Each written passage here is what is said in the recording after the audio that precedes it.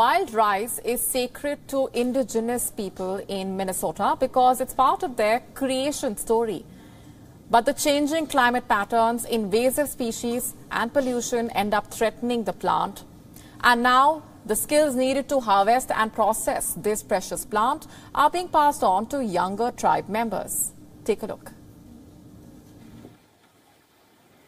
Wild rice is sacred to the indigenous peoples in the Great Lakes region because it's part of their creation story. For centuries, it staved off starvation during harsh winters.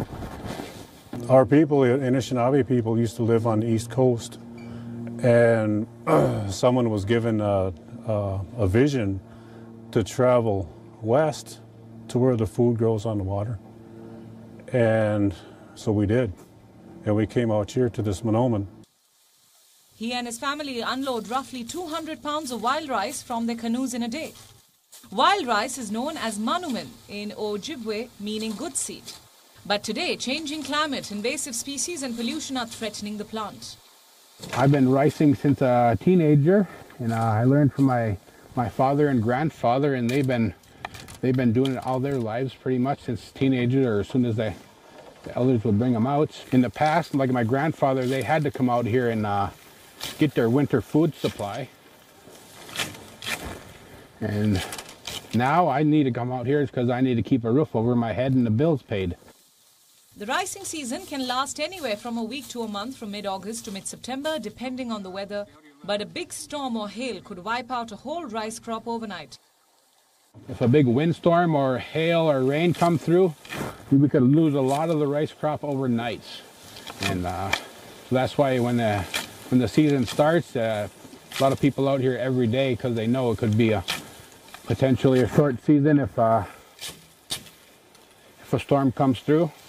Or otherwise, like this year, we had a lot of high water. So the beds right now are really thin, as you can see the rice that we're in right now. Because of the climate threats and to maintain tradition, the Leech Lake Tribal College teaches students, professors and volunteers to learn how to harvest and process the wild rice by hand for 1 week each year. Before cooking the rice, they parch it, stirring it in a giant iron kettle for more than an hour. Jiggle the husks loose by dancing over it as it lay in a height-covered hole in the ground. And finally winnow it in birch bark baskets. Like all of our stories and teachings, you know, it's about being grateful, being thankful, and not to be pessimistic. That doesn't feed anything to be that way. And then plus we have all these people, like at this college, we have these young people and old people, and we understand our responsibilities as peoples of this nation and our responsibilities to the land because of what it gives to us and to the water. For now, what they aim to do is pass on the skills needed to harvest and process this precious plant that are passed on to the younger tribe members as well. Bureau Report, WION World is One. WION now available in your country. Download the app now. Get all the news on the move.